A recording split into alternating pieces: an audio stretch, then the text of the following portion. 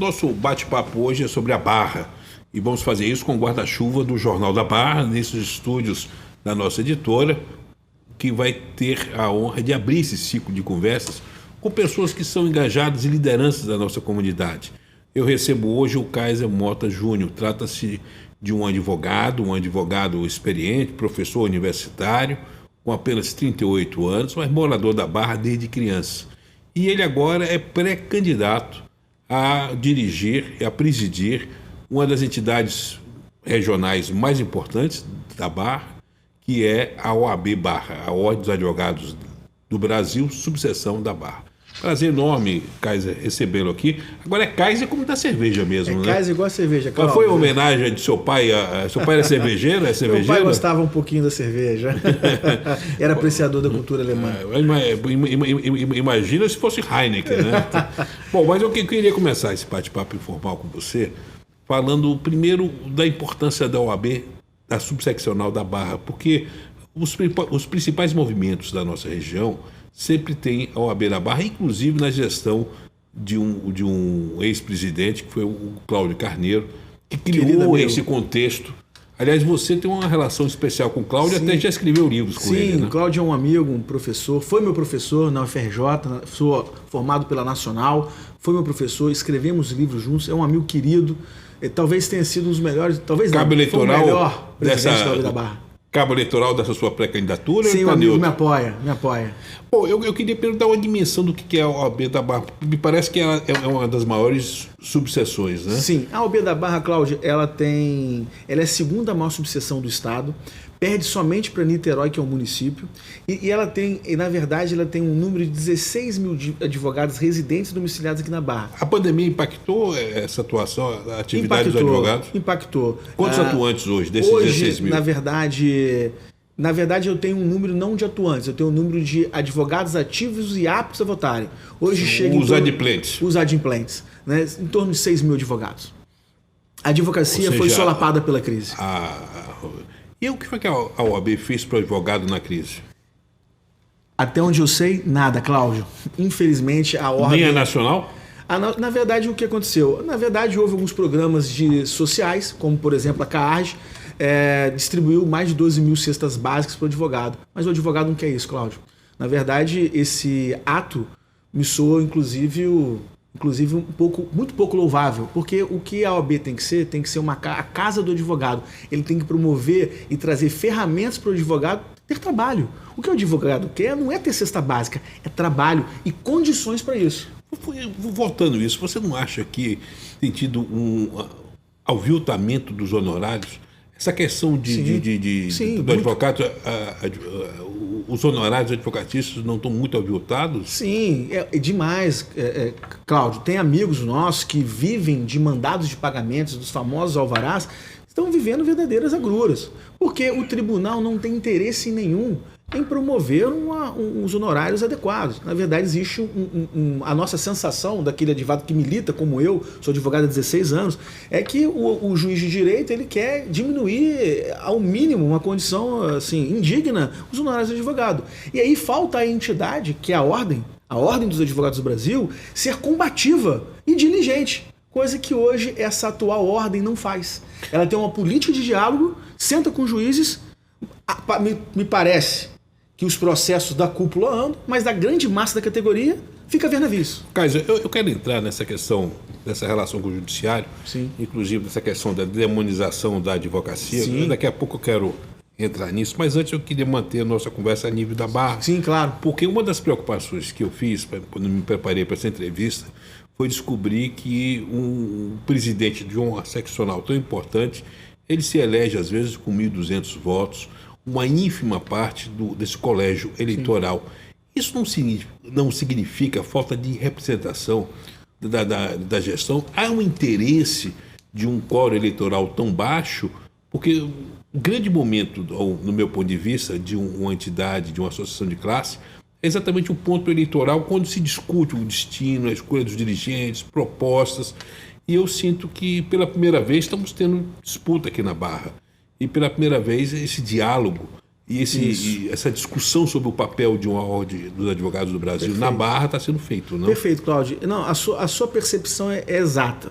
Tá? Na verdade, as eleições da subseção da Barra, ela talvez tenha um dos maiores índices de abstenção de todas as subseções. Não há um interesse da atual gestão em chamar o advogado para o debate, de chamar o advogado para construir a sua casa, a casa dos advogados aqui na Barra. Não há esse interesse. Na verdade, os segundos dados da última eleição, há uma abstenção que ultrapassa 65%. Ou seja, de um universo na última eleição de 10 mil advogados aptos a votar, foram votar 3.500, dos quais 3.500 advogados, dos quais 1.500 anularam. Ou seja, há um grande... Repete isso. Quer dizer, vamos falar com calma. 50% aproximadamente de quem votou anulou o seu voto. Isso. Ou foi lá para cumprir apenas uma obrigação? Foi cumprir uma obrigação, mas na verdade esse é um voto protesto. Ou seja, dos 3.500 advogados que foram votar na última eleição, entre brancos e nulos, 1.500 e você votou em quem? Eu anulei.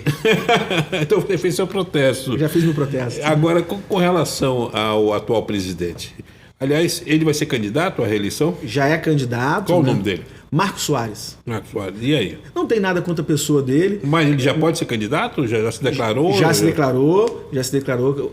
Hoje já se declarou candidato ou pré-candidato. Mas ele, de fato, tem feito movimentos nesse sentido. Vou deixar um convite ao Marcos Soares. Quem sabe a gente tem mais uma cadeira aqui. Claro. Mais um microfone e a gente fazer aqui um debate no Jornal da Barra. Vamos deixar no ar essa proposta, claro, iniciando esse processo eleitoral. Aliás, por que sempre no final de um feriado, hein? Porque geralmente dia 15 de novembro é um feriadão. E a eleição, por tradição, é sempre no dia 16. Cláudio, é proposital isso ou é coincidência do destino? Ao meu sentir, proposital. Inclusive, quero reafirmar aqui, estou à disposição do Marcos Soares para fazer um debate democrático amplo. Na verdade, falar de propostas futuras, porque na atual gestão ele nada fez. Mas eu vou te dar uma oportunidade, Marcos, você poder participar aqui e trazer propostas futuras, já que você não fez nada pela classe. E vamos fazer ao vivo pelas redes sociais. Ótimo, excelente. Permitindo aos associados que participem. Mas eu queria voltar a uma outra questão. Cláudio, só um ponto importante. De fato, eu queria conclamar os advogados a participarem da eleição. E a sua percepção está correta. Tradicionalmente, esse grupo que está no poder da seccional há mais de 16 anos, eles publicam e marcam a data da eleição em dia 16 de novembro. Mas só na Barra ou geral? No Rio de Janeiro inteiro. Então, assim, dia 16 de novembro é a volta do feriado da República. É natural que o advogado vai voltar de um feriado emendado e não vote. Até porque a própria OAB sofre de uma crise de representatividade e o advogado não se vê representado pela ordem. Ele não tem interesse pela entidade. É isso que nós queremos mudar. Nós queremos transformar a ordem na casa do advogado. Mas você não dá para acha, você. Mas não, advogado. Você não acha, deixando um pouco a campanha de lado e voltando mais à nossa entrevista, você não acha que num momento de pandemia, num momento de crise econômica, em que o setor está sofrendo tanto, aviltamento de honorários, tudo isso, não é nessa hora que você precisa, que a união faz a força, que você precisa a entidade como atividade, ou seja, o OAB não ser apenas aquela coisa chata que você tem que pagar anualmente. Sim. Ou seja, você pagar com prazer, porque claro, você, além da revistinha, você está recebendo algum tipo de benefício. Não há benefício. Não há benefício nenhum. Para você ter uma ideia, durante a crise, a OAB sequer... Na verdade, a OAB... Mas a CAARG tem benefícios. Benefícios sociais que, na verdade, são cumpridos sem muita clareza. Haja vista, tem alguns projetos sociais que tem pessoas que ainda não receberam. Por exemplo, existe um projeto, eu não sei exatamente o nome, que a advogada que se enquadra no seu requisito, que é hipossuficiente, recebe um auxílio de pagamento de material escolar. Desde 2020, quem está inscrito não recebeu ainda. Tem relatos de colegas, advogados e advogadas, que até hoje não recebem. Deve ser porque, não sei, cadê esse dinheiro da CAARG? Haja vista que 60% da arrecadação da seccional é destinada à CAARG. Eu gostaria de falar da CAARG. Existe alguma subseção da CAARG para Barra? Não existe. Ou seja, o fundo é útil, é único. É único. A gente na verdade, a subseção é muito dependente financeiramente da seccional. Eu gostaria agora também de falar da sucessão estadual. Sim. Como é que você vê a reeleição do Luciano, do atual presidente? O Luciano, ele tem uma capacidade... Que, aliás, foi o primeiro presidente... Foi o primeiro presidente aqui da Barra. Da Barra. Né? O Luciano, no meu sentir, vai ser o candidato... Dá o sobrenome dele? Luciano Bandeira. Vamos Luciano Bandeira. Um colega, um amigo, a gente tem uma boa interlocução, mas ele sabe que aqui, na subseção da Barra, eu sou um caminho alternativo, propositivo... Ele está neutro? Está neutro. Ele apoia tanto a mim como o Marcos. Embora a chapa... Né, o Marcos Soares diga ao contrário do seu grupo, mas é uma verdade, você pode ver, tenho nas minhas redes sociais contato com ele, está apoiando a gente. Agora, eu gostaria de falar da OAB Nacional. Sim. Você não acha que existe uma excessiva politização ideológica Demais. da OAB? O Felipe Santa Cruz perdeu. Ele, na verdade, ele perdeu um pouco o fio da meada, desculpa o lugar comum, e, na verdade, ele tem se valido de toda a estrutura da advocacia para fazer um embate político com o Bolsonaro. Aqui, a ordem, você tem que ter advogado de esquerda, direita, centro, independente do teu viés. O que a gente tem que defender aqui é a classe em primeiro lugar. Ele, inclusive, pode fazer política, porque o ser humano é um ser política, mas que ele faça fora dos quadros da ordem. Por exemplo, recentemente, o Felipe Santa Cruz vai no Instagram do Conselho Federal e não fala a sua classe, ele faz um discurso anti-bolsonarista. Aqui eu não estou defendendo o Bolsonaro ou defendendo o Lula. O ponto não é esse, o ponto é que não pode o presidente do Conselho Federal usar do dinheiro e da estrutura do Conselho para falar de política. Isso é inadmissível. Eu queria falar agora da demonização da advocacia. Sim. Por exemplo, o Correio da Manhã, que é o outro veículo que nós editamos aqui, deu uma manchete quando houve uma busca e apreensão em quase 30 escritórios de advocacia, com bloqueios de recursos, não só da pessoa física, da pessoa jurídica. Infelizmente, o ministro Gilmar Mendes já houve uma reversão em Brasília com relação a isso. Você não acha que, para a sociedade civil, principalmente para a questão da cidadania, tombar a advocacia ou criminalizar a advocacia não é eliminar um dos últimos bastions que a gente tem de salvaguarda da nossa liberdade? Perfeito, Carlos. Parecendo um advogado. Então, concordo com você. Na verdade, eu ia incluir esse termo, a criminalização da advocacia. Isso tem sido uma constante. E a gente não pode esquecer que o advogado é indispensável à administração da justiça. E o advogado, ele tem dentro do seu atributo, do seu mistério, a defesa. Sem o advogado, a sociedade padece. A gente não pode esquecer que a advocacia é esse baluarte aí da defesa, tá? Do contraditório, né? Do direito da gente expressar opiniões contrárias. E isso é muito importante. Ao meu sentir, o advogado ele não pode sozinho ir num embate contra o tribunal, porque é na sua pessoa física. E aí que a OAB tem falhado. Várias dessas prisões são eminentemente inconstitucionais. Qualquer aluno de terceiro, quarto período das faculdades de Direito aqui no Rio de Janeiro, no Brasil, sabem que o modus operandi dessas operações são inconstitucionais. Por exemplo, mas o advogado não tem força para falar sozinho, precisa da instituição. Sim, mas eu queria personalizar aqui. Sim, claro. Um dos grandes nomes da advocacia, e eu respeito não só como teórico, mas como advogado, que é o Manuel Pechinho. Sim. E isso está padecendo de um suplício que em qualquer outro país não teria ocorrido, porque ele está sendo condenado pelo exercício da advocacia. Sim. Você não acha que a OAB foi falha na defesa do Manuel Pechinho? Inclusive, o Manuel Pechinho foi meu professor do meu mestrado. Ele fez parte da minha pré-banca. É um querido amigo, advogado militante, vive do que faz. Esse é o ponto. Se prende antes de ter um devido processo legal. Isso faz uma condenação midiática. Sim, midiática. Que depois não há volta. Esse é o problema. Na verdade, o que existe é a banalização do instituto da prisão. Isso serve a interesses de poderes, seja ele econômico ou político. E aí, o que tem sido feito é violação do processo constitucional. Mas isso tem crescido a ponto de começar a chegar na beira da advocacia. Sim, demais. Ou seja, a criminalização do advogado exercendo o papel de advogado. Sim, é verdade. E quem tem como atribuição fazer essa defesa? A OAB. A verdade, Carlos, é que a OAB... Cláudio, vamos lá. Desculpa, Cláudio. A verdade é que a OAB tem falhado no seu papel principal, que é defender o advogado.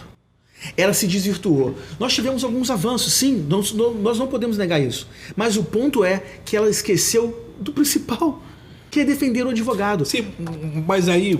Mas assim, entrando com medidas jurídicas... Mas você não acha que isso também é decorrente do próprio processo eleitoral da OAB? Porque no momento que a entidade ela é regida por grupos e não tem legitimidade de base, sim, isso não gera também essa falta de cumprimento de missão? Sim, porque verdade. O advogado fica órfão numa briga como essa. Órfão. Não, esse é o sentimento. E, na verdade, esse foi o sentimento que me fez vir aqui. Esse foi o sentimento que me fez a ser pré-candidato à subseção. Eu sou advogado há 16 anos. Cláudio, sou advogado há 16 anos. E, desde que eu comecei a advogar, cada dia mais tem sido difícil a gente ter uma relação com o tribunal. E eu não tenho mais advocacia na área criminal, mas eu tenho pena dos meus colegas criminalistas. Porque, na verdade, a criminalização do advogado tem sido latente em qualquer área de sua atuação. Tá? Mas a ordem tem como instituição, o advogado sozinho não tem como fazer frente a esse cenário, só como instituição. Agora, sim, sem sombra de dúvidas, há uma crise de representatividade na ordem. Mas para a gente, como classe, começar a fazer um movimento, vou assim denominar, de resistência, tem que ser institucional. Agora, dentro desse critério, vamos dizer, de você julgar e legislar, eu queria pegar aquilo que eu já chamei em editorial de uma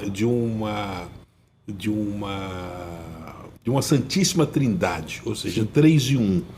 Vamos pegar o caso da CPI do fake news, sim, onde você tem um juiz que é investigador, o juiz, ao mesmo tempo, ele é ele é vítima, investigador e julgador. Isso. Como é que pode existir essa santíssima trindade e a OAB ficar calado? É por conta do viés político. Esse é o ponto. Ah, sim, porque esse viés hoje está a serviço contra Bolsonaro. Então, a OAB se cala... É casuístico. Se cala porque é conveniente, então. Isso, na minha análise é casuístico. Qualquer aluno, repito, qualquer aluno de direito sabe que a vítima não pode ser o julgador. Né? Esse processo, a forma que se e deu... nem investigador, né? Nem investigador, né? Isso é uma violação, assim, gravíssima. Isso beira tribunal de exceção. A gente vive... Tem juristas que não gostam desse termo, mas a gente vive uma ditadura do judiciário. Mas você não acha também que... Vamos pegar o caso mas agora... Mas eu concordo. É um viés político e vamos colocar nome aqui aos bois. É Felipe Santa Cruz, que se a tendência é o viés político dele, a OAB se manifesta. Quando não atende, mas você ele não faz não acha nada. Que quando você fala que um Felipe Santa Cruz, um pré-candidato ao governo do Estado, sim, ou é lançado pelo Eduardo Paes, enfim, você não acha que isso feito no exercício de uma entidade, porque é uma entidade, como você falou, que as pessoas vêm de fora, acham que é apenas uma sigla, mas é uma entidade muito rica. Poderosa, tem 1,3 bilhões de orçamento. Repete isso aí, qual o orçamento anual da Nacional? Da Confederação ultrapassa R$1 bilhão. 1,3 bi. Para gerir uma máquina. A máquina. Estado do Rio, qual o valor? R$100 milhões no último ano. Inclusive, você pode. Isso inclusive é público, tem no Transparência da Ordem. Você está falando, então, se é 100 milhões, nós estamos falando de 8 milhões aqui, a Barra da Tijuca? Hoje seria 8 milhões de arrecadação. Entre 7 e 8 milhões. Mas diz que 60% disso é gasto em salários, né? Se você for pegar, na verdade, no próprio site Transparência, que é o site que dá ordem, 60% dessa é gasto com o pessoal. Eu já ouvi falar algumas histórias... Na verdade, 60 milhões é gasto com o pessoal. Eu já ouvi falar de algumas histórias de rachadinha dentro do OAB. Isso existe? Não estou lá dentro para saber. Na nossa gestão não vai ter. Mas isso. essa fumaça existe. Barra, essa fumaça... Onde a fumaça fogo. Né? Agora, eu gostaria de voltar também ao papel da qualificação do advogado. Sim. Você não acha que também pertencer a uma ordem, sobretudo a uma categoria, você não estaria sendo instrumento de capacitação? Por exemplo, um dos benefícios de ser filiado ao OAB não é você acessar cursos, ter programas, até porque tem instrumentos hoje de ensino à distância que poderiam melhorar a qualificação, porque hoje você tem um curso de Direito, só abrindo parênteses, é um curso muito barato para ser montado como laboratório. É sala, professor, saliva e aluno. Então isso gerou uma proliferação, inclusive eu defendo muito E aí eu também aproveito para lhe perguntar, nesse contexto, a importância da entidade investir em capacitação e também a importância desse filtro que a OAB, o registro da OAB dá para que esses maus alunos não virem advogados automaticamente, né? O que, na verdade, a sua leitura, Cláudio, na verdade é fruto da mercantilização do ensino e do ensino jurídico. Você está na ponta um reitor querendo vender diploma, na outra o aluno querendo comprar. Isso tem um preço, tem um resultado. Mas ser bacharel de direito não significa ser advogado. Ser advogado. Né? E aí a prova da ordem vem fazer esse filtro. Tá? Ainda depois desse filtro, há uma dificuldade enorme do advogado, do jovem advogado, se estabelecer. Porque ele se torna advogado do dia para a noite. Né? E aí a ordem, sim, tem como função, na verdade, tem ferramentas e instrumentos para poder ajudar. Mas você não acha também, pegando esse aspecto aí de quase de pré-formação, que não existe um abuso da transformação do estagiário? Porque o estagiário, teoricamente, era para aprender, não para ser office boy e nem ser operador de internet.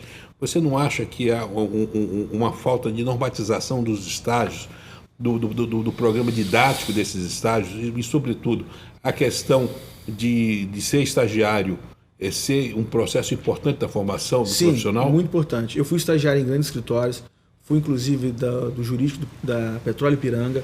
É muito bom. Hoje, na verdade, já há uma regulamentação. O estagiário tem que cumprir 4 horas, tá, no seu local de trabalho.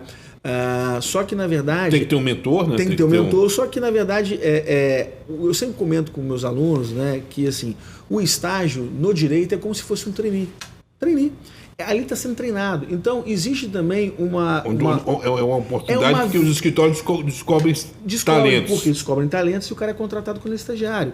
Isso também é uma via de mão dupla. Eu acho que não é só culpa dos empregadores, mas também da baixa qualidade, da falta de interesse de alguns alunos em querer se tornar mais experimentados, tarimbados. Tá? Agora, sem sombra de dúvida, a ordem tem um papel fiscalizador nisso. Né? No sentido de apoiar. Na verdade, existia um programa muito bom na ordem, que era o estágio que a ordem oferecia. Só que na época não existia a legislação permitia um estágio mais longo. Então o estagiário ele entrava na ordem, tinha aula todo dia de manhã e à tarde prática. O cara saía ali depois de 2 anos de estágio formado. Hoje não tem isso. Confirmada a sua candidatura, sim. O que você pretende fazer se for eleito presidente da OAB da Barra? Primeira coisa, vamos ter uma postura combativa com o Fórum da Barra da Tijuca. Não há mais espaço para um diálogo permissivo com a advocacia. O advogado sabe, aquele advogado que milita no Fórum da Barra da Tijuca sofre. A título de conhecimento, Cláudio, tem advogado que quando descobre que a competência do processo cai na barra, fica desesperado. Ele até prefere, se há uma possibilidade de distribuir a ação em outro fórum, ele faz. Então, acho que Mas por quê? Porque os processos são muito... na verdade, os juízes não julgam. Tem juízes aqui na Barra que sentam no processo e demoram de 2 a 3 anos para julgar. Outro exemplo, o advogado é maltratado na serventia. Na vara de família, tem vara de família no Fórum da Barra que você pega uma senha para você entrar. Isso é um absurdo. Outro exemplo, a própria sala da ordem dentro do fórum é uma sala, Cláudio, de 2x3.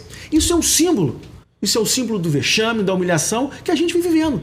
E a OAB nada faz. Isso é um símbolo. Ou seja, o tribunal não respeita o advogado. E, na verdade, todos nós sabemos, quem é advogado, que não há diferença hierárquica entre o juiz e o advogado. Todos somos indispensáveis para a administração de justiça. Então, esse tipo de construção, essa sala dessa forma, essa senha, isso tudo manda uma mensagem. O advogado hoje vive de cabeça baixa, com complexo de inferioridade. Quando eu me formei, eu peguei ainda aquela fase romântica. Você falava que era advogado, o cara te respeitava. Hoje não. Você, pelo contrário, é visto como bandido. E aí o advogado? É chacota no meio dos amigos. Mas você não acha que programas Culpa da OAB. Sim, mas não... Eu diria também, você tem, por exemplo, essas transmissões da CPI, as demonizações dos advogados, essa última sessão com o Luciano que quiseram tirar expulsar o advogado. Cadê o OAB? Essa é a pergunta. Era para ter tido imediatamente Imediatamente tinha que ter uma autoridade da ordem lá, um delegado, ou o que for. Mas eu garanto, se o depoente fosse um cara do PT, o OAB estava presente, pelo menos nacional. Isso aí o advogado tem... Agora, vamos finalizar a entrevista. Eu não gostaria de terminar sem falar da sua relação com a Barra. Você mora na Barra desde que idade? Na verdade, eu moro na Barra desde 1999, cursei meu ensino médio aqui e depois... No CEL, né? No CEL, no Centro Educacional da Lagoa, ali na Henrique Cordeiro, morei anos na Associação Bosque Marapendi, na BM ali. Então você ia a pé para... Ia a pé para o colégio, ia a pé para a praia. Qual são... Hoje a sua família, você é pai de dois, chegando ao terceiro filho. Você tem um casal e está chegando... Sim, sou casado há 15 anos com a Fernanda, minha esposa.